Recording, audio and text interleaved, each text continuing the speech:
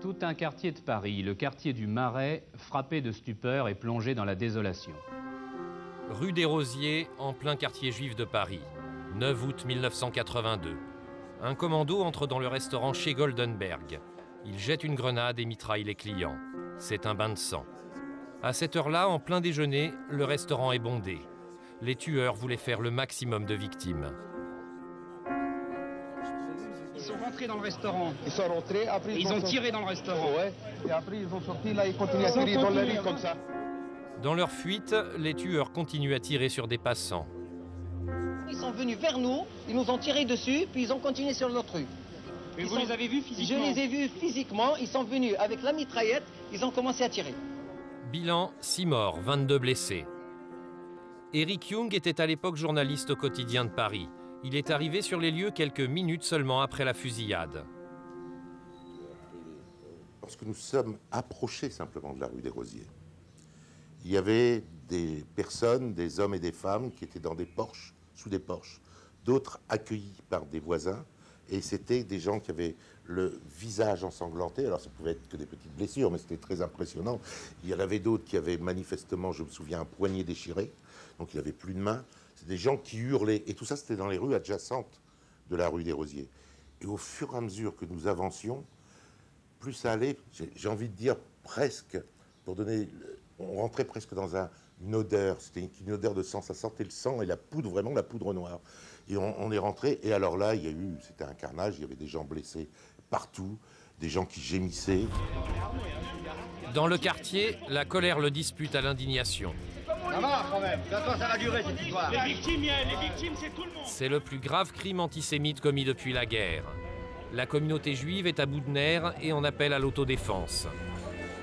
La France est sous le choc. Le pouvoir politique promet de tout faire pour arrêter les coupables. Pourtant, 25 ans plus tard, les auteurs de cet attentat n'ont jamais été arrêtés. Rue des Rosiers. Aujourd'hui, 25 ans après l'attentat, tout le monde semble avoir tourné la page. Le restaurant chez Goldenberg, qui était un symbole, un haut lieu de la communauté juive, a fait faillite il y a plusieurs années. Joe Goldenberg, 85 ans, est le fondateur de l'établissement. Lui n'a pas oublié et reste à jamais meurtri par l'attentat.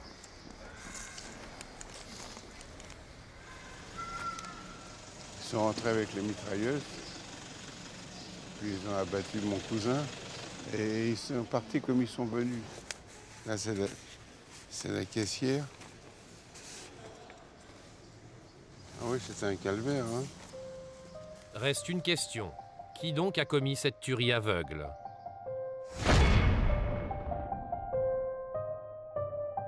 Au début, les enquêteurs de la PJ disposent d'un seul indice, les armes du crime. Des pistolets mitrailleurs WZ-63 retrouvés dans le bois de Boulogne. C'est l'arme habituellement utilisée par Abou Nidal, un terroriste palestinien qui défraie la chronique à l'époque. Abou Nidal est un ancien proche de Yasser Arafat, mais il a rompu avec l'OLP qu'il juge trop molle. Ses cibles, les Palestiniens engagés dans le dialogue avec Israël. Il va les assassiner, notamment à Paris, à Bruxelles et à Londres. C'est le juge Jean-Louis Bruguière, devenu le plus célèbre des magistrats antiterroristes, qui est chargé de l'affaire. À l'époque, c'est son premier dossier terroriste. La piste palestinienne, rapidement, s'est imposée pour certaines, mais d'une façon très nébuleuse. Tout accuse Abou Nidal. C'est aussi la thèse de Jean Baklouti, numéro 2 de la DST à l'époque. La conviction des gens qui ont enquêté là-dessus, ils sont formels. C'est bien le groupe Abou Nidal qui est à l'origine de cet attentat. Mais il y a un problème. Abou Nidal revendique généralement ces attentats, ce qui n'est pas le cas pour la rue des Rosiers.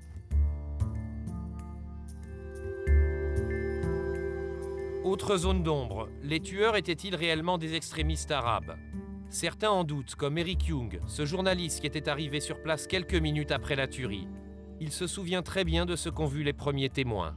Au départ, vraiment au départ, quand je dis au départ, dans les premières heures, dans les premières minutes, les premières heures, les gens qui donnent des descriptions, et à l'époque, en tant que journaliste, vous savez comment on a les petits carnets, on note, on va voir les gens, c'était très clair que c'était pas ni des Africains, ni des Arabes, c'était les descriptions qui étaient données, c'était des Européens blancs, c'était assez étonnant d'ailleurs. Mais personne n'a jamais été arrêté.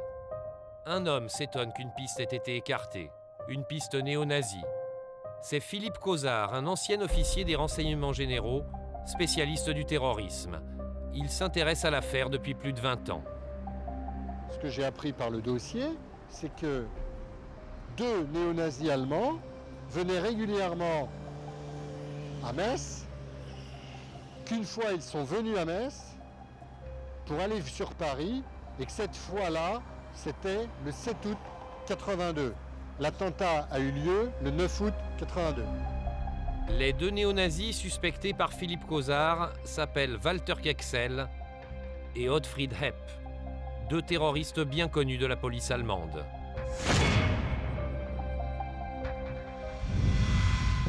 Selon Philippe Causard, ces 2 hommes se trouvaient en France, à Metz, juste avant l'attentat.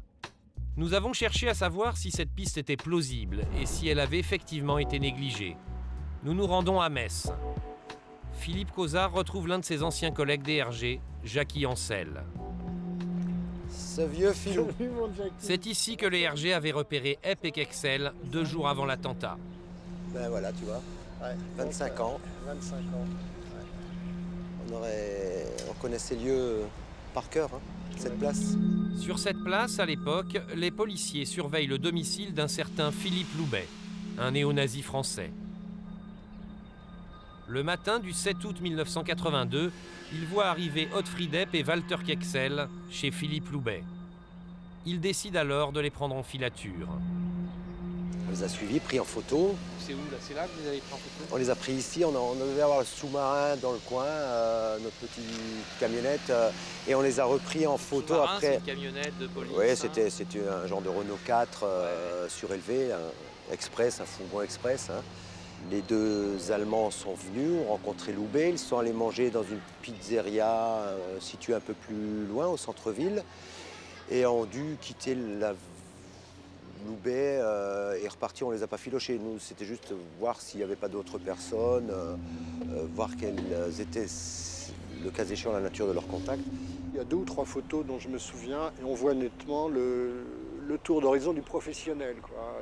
Le gars qui regarde un peu ce qu'il y a dans la rue avant de sortir. Ouais. Voilà, on a quand même affaire, comme vous le dites, c'est pas des voleurs à l'étalage. Kexel et Hepp n'ont en effet rien de voleur à l'étalage. Ils ont commis plusieurs braquages et des attentats contre des soldats américains en Allemagne. Ils font partie d'un groupe paramilitaire néo-nazi, le groupe Hoffmann, que l'on voit ici en plein entraînement dans les forêts bavaroises. Un groupe clandestin qui a compté jusqu'à 450 hommes et qui est à l'origine de l'attentat le plus meurtrier qu'ait connu l'Allemagne. C'était à Munich, en octobre 1980. L'un des membres du groupe Hoffmann dépose une bombe en plein milieu de la fête de la bière. Bilan, 12 morts, des dizaines de blessés. L'attentat traumatise tout le pays.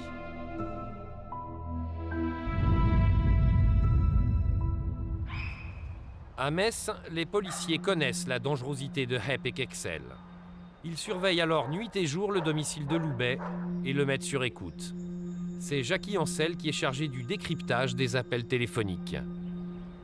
Le lendemain, dimanche 8 août, je me souviens avoir exploité les sources techniques. Les écoutes, hein, oui. Tout à fait, entre 17 et 19 heures. Et là, Otfried Hepp prend un tâche téléphonique avec Loubet et lui dit, et ça j'ai une bonne souvenance, wir fahren nach Paris. Nous dirigeons, nous partons vers Paris. Ceci étant, bon, je sais bien, c'est une information comme une autre. Le lendemain 9 août, il y a l'attentat à la rue des Rosiers. Sur le coup, les policiers de Metz ne font pas le rapprochement entre Hepp et Kexel et l'attentat. Mais un homme va les mettre sur la piste. Un certain Max, indique de la police et militant d'extrême droite. Il connaissait très bien les néo-nazis allemands. Il avait même dîné avec Hepp, Kexel et Loubet l'avant-veille de l'attentat. Max va donner à Jackie Ancel un indice déterminant. Le lendemain de l'attentat, j'ai un coup de fil, c'était en fin de matinée, en début d'après-midi, de notre source humaine, surnommée Max, qui fréquentait, qui côtoyait vraiment ces gens, et qui me dit regarde voir le journal, parce qu'il avait vraiment un accent allemand, des intonations allemandes. Regarde le journal et regarde les têtes. Je regarde les portraits robots, et je lui, et alors il me dit mais regarde, il y a la tête de compteur à gaz de Walter Kexel. Alors, effectivement, je regarde, je dis c'est pas faux.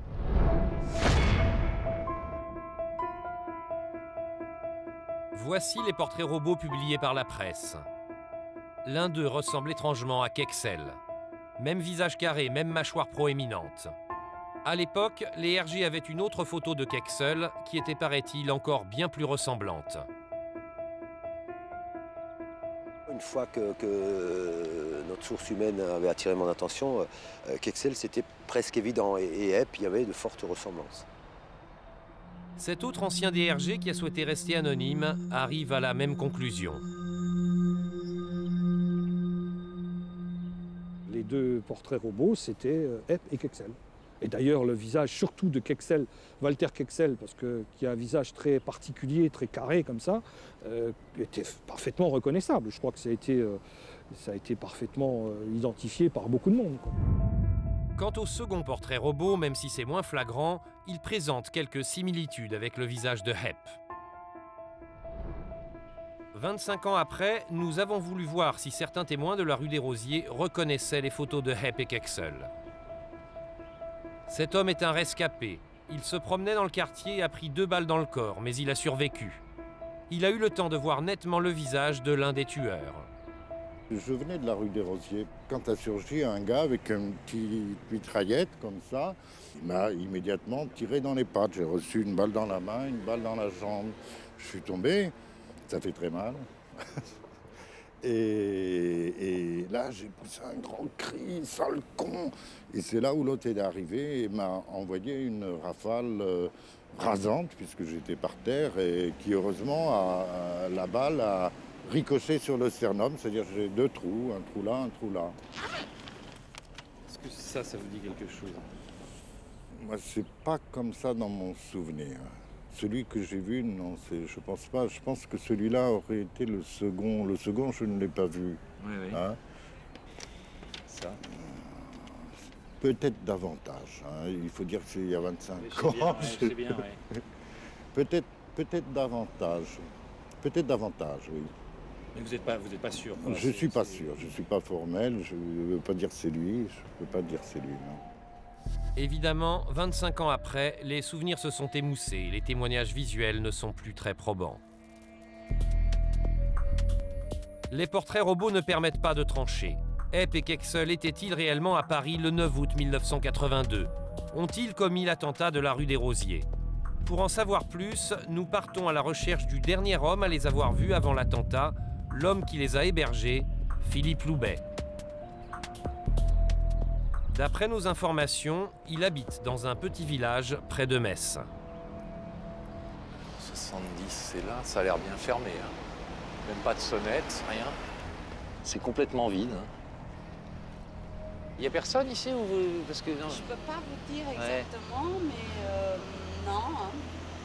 Il y a une bonne année, peut-être 1 an et demi, il y avait un monsieur, effectivement, de cet âge-là. Ah, ben ça doit être lui alors. Comment il était ce monsieur? Vous savez à peu près cet âge-là? Ouais. Un peu pas trop net. Hein. Pas trop net? Ben, je sais qu'il a été arrêté. Il a été arrêté? Oui. Voilà. Et pourquoi il a été arrêté? Ben, soi-disant pour raison de pédophilie, mais non, moi je sais pas. Pour des histoires de pédophilie? Oui.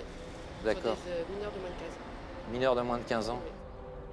Voici le nouveau domicile de Philippe Loubet, la prison de Metz-Queuleux. Car Loubet n'est pas seulement néo-nazi, c'est aussi un pédophile récidiviste.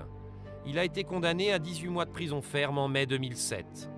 Nous n'avons donc pas pu recueillir sa version des faits. Étrange, Philippe Loubet, bien que témoin privilégié, n'a jamais été interrogé dans le cadre de cette affaire. La police était pourtant informée dès le lendemain de l'attentat de sa rencontre avec Hepp et Kexel.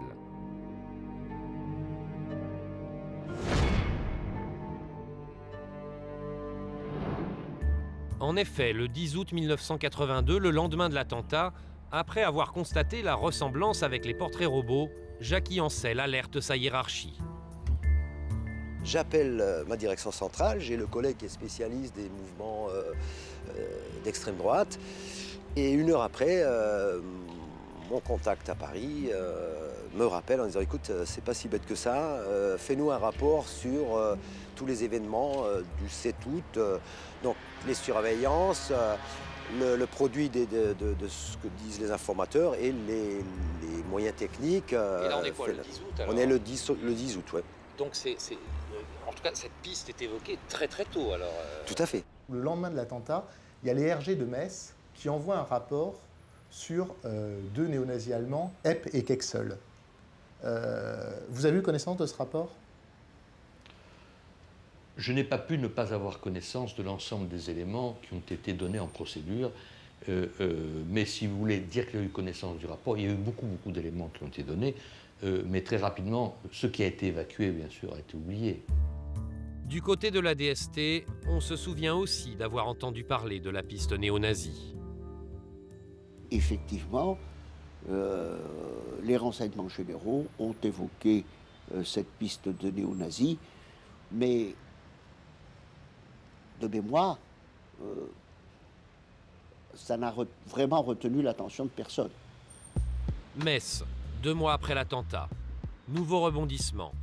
Dans cette caserne où se trouvent les bureaux des RG, Jacky Ancel reçoit un nouveau renseignement de son indique Max. Hepp et Kexel ont de nouveau rendez-vous avec Loubet le 2 novembre. On met un dispo en place et on nous demande, dès qu'on les voit, de les serrer. En cours de dispo, on est avisé par radio que notre direction centrale a donné pour instruction qu'on n'arrêtait personne puisque Kexel n'était pas là. Donc on n'a jamais compris. Parce que si on recherche 2 personnes et qu'on en tient un, pourquoi pas l'arrêter? On n'a jamais compris pourquoi. Le dispositif d'interpellation regroupait les RG, mais aussi la PJ de Metz. L'inspecteur Bernard Varlet était là. À partir du moment où on a mis un dispositif en place, on pensait aller au bout, au moins interpeller l'un des 2 individus, puisque l'un des 2 était présent, quitte à interpeller le deuxième par la suite. Mais là, de mémoire, si je me souviens bien, nous n'avons plus jamais entendu parler de l'affaire de l'attentat de la rue des Rosiers. Dans un pareil cas, est-ce que ça vous est déjà arrivé qu'on vous demande d'annuler l'interpellation ou de renoncer? De mémoire, non. Jamais? Non. C'est vraiment très rare? Non. Non seulement la police a laissé filer Otfried Hepp, mais il y a encore plus étrange. 25 ans plus tard, il ne reste plus rien de cet épisode dans les archives de la police. Nous nous sommes procuré un document inédit, la fiche RG d'Otfried Hepp. Seule mention des contacts entre Hepp et Loubet, cette phrase « Otfried Hepp a séjourné à Metz le 2 novembre 1982, où il était en contact avec le militant néo-nazi Philippe Loubet. » Très curieusement, nulle trace de l'interpellation annulée du 2 novembre 1982. Ni même de la présence de Hepp et Kexel à Metz la veille et l'avant-veille de l'attentat. Pourquoi cet oubli? Jacky Ancel ne comprend pas. Et on ne parle pas du 7 août. Rien. Ça, je suis désolé, je ne suis pas un affabulateur. Je ne sais pas, est-ce que Alzheimer a frappé la direction centrale des RG? Je ne sais pas, est-ce qu'il y a une volonté? Ça, je n'en sais rien, je sais pas, j'ai aucun avis là-dessus. Et ça vous étonne? Oui, ça me... Que ça ait disparu, oui. Là, franchement, je suis... vous me l'apprenez et puis je suis surpris. On n'entend plus parler de la piste néo-nazie jusqu'en 1983, lorsque Walter Kexel se fait arrêter en Angleterre dans une autre affaire. Jean-Louis Bruguière est allé l'entendre sur l'attentat de la rue des Rosiers, mais l'interrogatoire n'a rien donné. Kexel, quand vous l'interrogez, qu'est-ce qu'il vous dit? Vous vous souvenez? J'ai de quelques souvenirs, mais si vous voulez, bon, j'ai le souvenir d'avoir... Vous savez, on n'a pas beaucoup d'éléments. On a interrogé, je veux dire, un peu à l'aveuglette. S'il y avait eu des éléments extrêmement pertinents, il y aurait eu un suivi judiciaire, il y aurait eu des demandes d'extradition, il y aurait eu... Donc cette piste a été évacuée. En 1985, Walter Kexel se suicide dans sa prison. Mais un nouvel élément va relancer l'affaire. L'arrestation la même année d'Otfried Hepp en France. Et surprise, son interpellation intervient dans le cadre d'une enquête sur des réseaux terroristes arabes.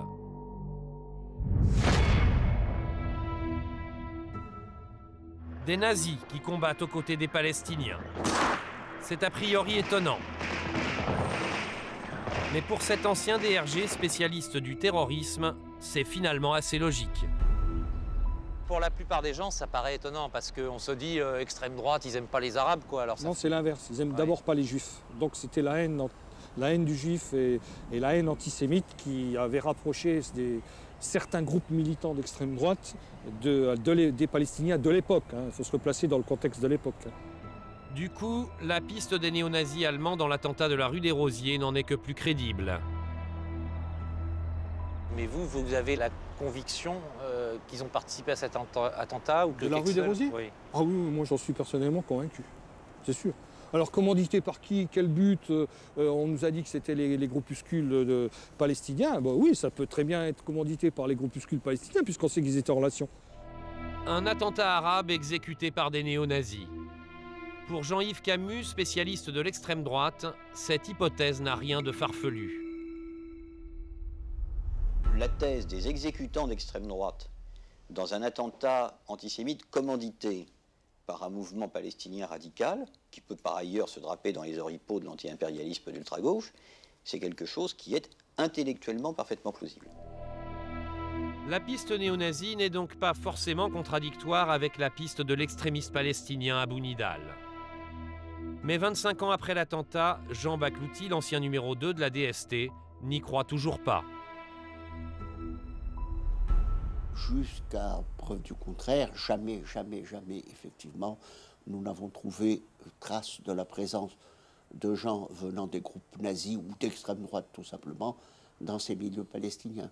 Les renseignements généraux de Metz avaient repéré 2 néo-nazis allemands qui étaient à Metz la veille et l'avant-veille de l'attentat et qui, eux, étaient liés aussi au groupe palestinien puisqu'ils étaient allés s'entraîner au Liban. C'était des gens qui étaient à la fois néo-nazis et pro-palestiniens. Est-ce que vous, à l'époque, vous aviez entendu parler de ces deux individus? Oui, il y a eu effectivement quelques gars qui sont allés s'entraîner, mais à notre avis, c'était plus des gauchistes que des gens d'extrême droite. Bah, il y a eu quelques cas. Il y a eu ces 2 cas-là, en tout cas, étaient des gens qui étaient allés... Oui, il y a plus des gauchistes. Nous n'avons jamais été confrontés à des gens d'extrême droite. Jean Baklouti se trompe. Otfried Hepp est bien allé s'entraîner au Liban avec les Palestiniens pendant près d'1 an. Il a même fait partie d'un groupe terroriste, le Front de libération de la Palestine. Pourquoi la police et la justice ne croient-elles pas à cette piste? Faute d'explications claires de la part des responsables de l'époque, nous en sommes réduits à des hypothèses. Est-ce le contexte politique de cette période où les policiers sont avant tout focalisés sur le péril gauchiste? Alors, dans le contexte des années 80 en France, il y a évidemment autre chose qu'il faut prendre en compte. C'est qu'on est à l'époque de l'écoute de comète action directe. On est à l'époque où la priorité du gouvernement français et des services de sécurité, c'est la désintégration du milieu gauchiste devenu violent et paraterroriste ou terroriste. Et puis l'extrême droite, dans ce contexte-là, ça apparaît un petit peu secondaire. Ou alors, les dénégations de la police visent-elles à couvrir des liens inavouables entre certains services de police et des indices d'extrême droite? C'est une des thèses du journaliste Eric Young, qui a été le premier à évoquer la piste néo-nazie dès 1983.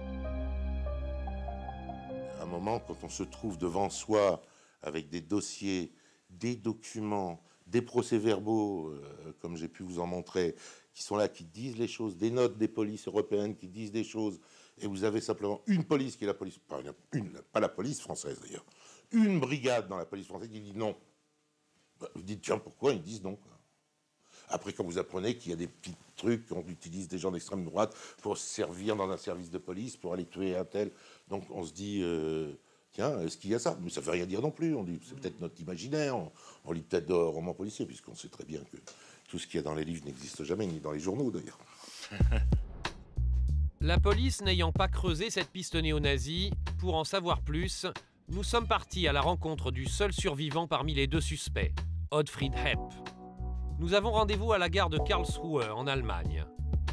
De peur qu'il refuse l'interview, nous le filmons d'abord en caméra cachée.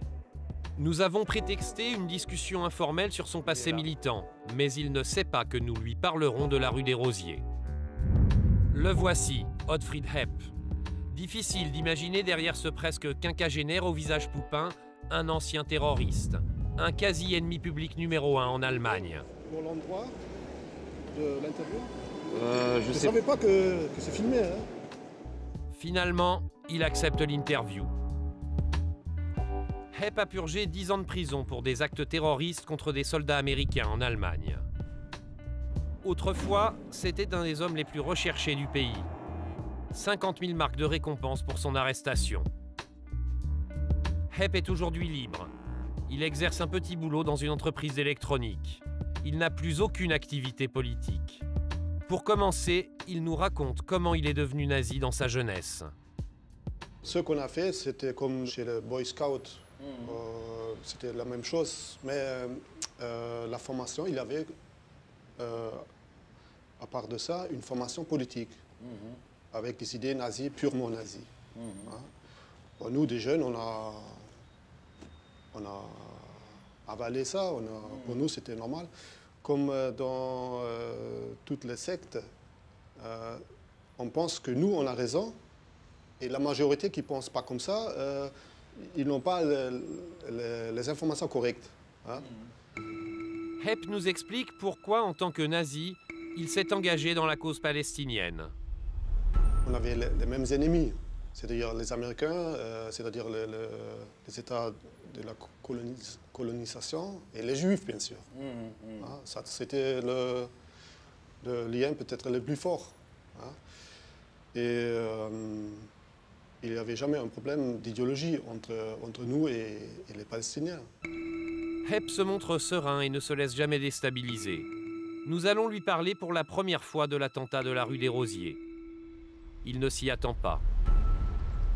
Est-ce que vous avez été au courant par la suite que quand vous étiez chez M. Loubet à Metz, la police française vous suivait? Non, je ne savais pas. Ils ont mis M. Loubet sur écoute. Vous étiez avec M. Kexel, avec Walter Kexel? Oui, non, je ne savais pas. Ben parce que je vous le dis. C'est la première fois. Ben voilà, je vous l'apprends. Parce que quand vous êtes allé le voir, vous vous souvenez de la date ou pas à peu près? Bon, c'était 82. Je dirais printemps 82 ou été. Ouais. En fait, c'était l'été. Ce qui a intrigué les policiers français, c'est que vous êtes allé le voir le 7 août et le 8 août. Et le 9 août, il y a eu, vous vous souvenez, l'attentat de la rue des Rosiers. Oui. Et les policiers français ont écouté les conversations téléphoniques que vous avez passées avec Loubet et vous ont entendu dire « Wir fahren nach Paris » le dimanche 8 août. Donc, ils en déduisent que vous êtes allé à Paris le 9 août et ils vous ont soupçonné du coup de cet attentat. Vous étiez au courant de ça? Oui. Il y a des photos, comment on dit des portraits robots. Voilà, qui donnent l'image de Walter Kexel à peu près. Oui. Parce que quand le dimanche, c'est un dimanche je crois, le 8 août 82, quand vous appelez M. Loubet et que vous lui dites « nous partons à Paris ben, j'en déduis que vous partez à Paris. Vous êtes parti à Paris avec Walter Kexel. Qu'est-ce que vous alliez faire à Paris? Bon, moi je n'étais pas à Paris. C'est-à-dire, on était à Paris en décembre. Non mais en août. En août, vous l'avez appelé, c'est sur les écoutes de la police, vous l'avez appelé et vous lui avez dit Wir fahren nach Paris. Je ne sais pas. Une chose, on savait qu'on était écouté par la police. On a pensé ça. Et souvent, on a raconté... Parce que vous m'avez dit que vous ne saviez pas tout à l'heure, vous m'avez dit que vous ne pensiez pas être... Non, en général, on savait que la police était derrière nous à chaque moment. Mais ce que je voulais dire, en général, on a souvent raconté n'importe quoi au téléphone parce qu'on savait qu'ils écoutent. Vous êtes formel en ce qui vous concerne, enfin je vous pose la question, mais vous n'avez jamais participé à cet attentat, vous n'avez rien à voir. Avec rue des Rosiers, rien du tout. Même aucune information. Otfried Hepp ne montre aucune émotion. Il nie toute participation à l'attentat, mais il va tenir sur son ami Walter Kexel des propos très étonnants. Mais est-ce qu'il est possible que cette fois-là, Walter Kexel soit allé à Paris sans vous? C'est possible. Hein. C'est possible, ça. C'est possible parce qu'avant, il avait des activités, il ne m'a pas tout raconté. Donc vous vous dites que tout est possible, il aurait pu faire l'attentat sans vous le dire alors. Oui, c'est possible, je trouve ça possible. Aujourd'hui, je trouve ça possible. Hein. Mais vous pensez que c'était le genre de personne qui pouvait comme ça tirer sur la foule froidement comme rue des Rosiers? Aujourd'hui, avec ce qu'il a fait après, son suicide, je trouve ça possible, parce qu'il était un peu nihiliste. Oui, oui. Hein? Otfried Hepp, lui, se dit innocent. Mais en toute fin d'interview, il nous pose une bien étrange question. Mais est-ce qu'il y avait un portrait robot seulement de lui aussi ou de moi? Non. La photo d'Otfried Hepp n'a jamais été montrée aux témoins. Et l'ex-militant néo-nazi n'a jamais été interrogé sur la rue des Rosiers. Rien ne prouve qu'il soit impliqué, mais il aurait été normal de vérifier cette piste.